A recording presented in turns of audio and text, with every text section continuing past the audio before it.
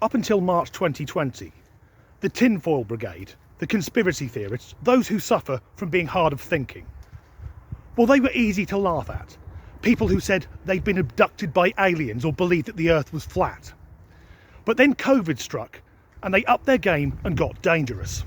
So now we have hordes of gurning anti-vax types spreading their lives to make themselves feel special. Effectively, the only times in their existence that they don't feel like they should be in the remedial class. But for the maddest of the mad, the most gullible people out there, the most insane fucknuggets, well, they're in the USA and they follow Qanon. Although, just to be clear, sadly, some of them live here as well. For anyone unfamiliar with what is basically a cult, Qanon followers believe that former President Trump was sent on a mission from God to expose a satanic, cannibalistic, paedophile cabal run by the Democrats and most of Hollywood.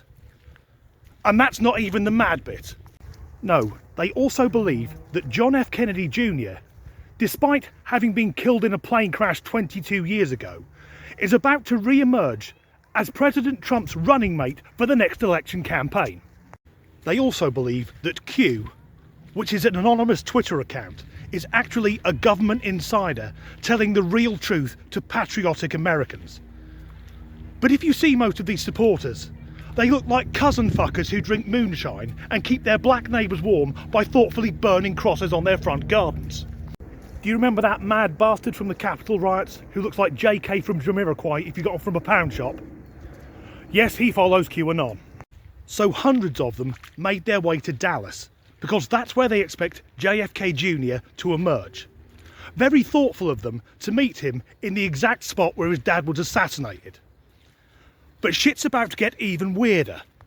The self-appointed leader of Qanon is Michael Brian Protzman, who claims to be God's representative on Earth. See, it's a fucking cult. So they've camped up in Dallas. Most of them have severed all ties with their families. Oh, and they're all unvaccinated. Do you remember the ridiculous conspiracies that the virus had been manufactured to control the population and that vaccines contain microchips? Yep, that's peddled by Qanon. So they've come up with their own cure for COVID. Watered down chlorine dioxide. Chlorine dioxide is an industrial cleaning agent. It's lethal if ingested.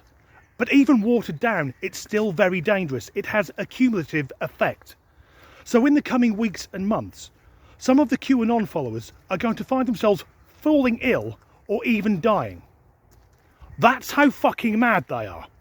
And just to top it off, the followers receive their treatment by dipping their cups into a communal tub of the stuff.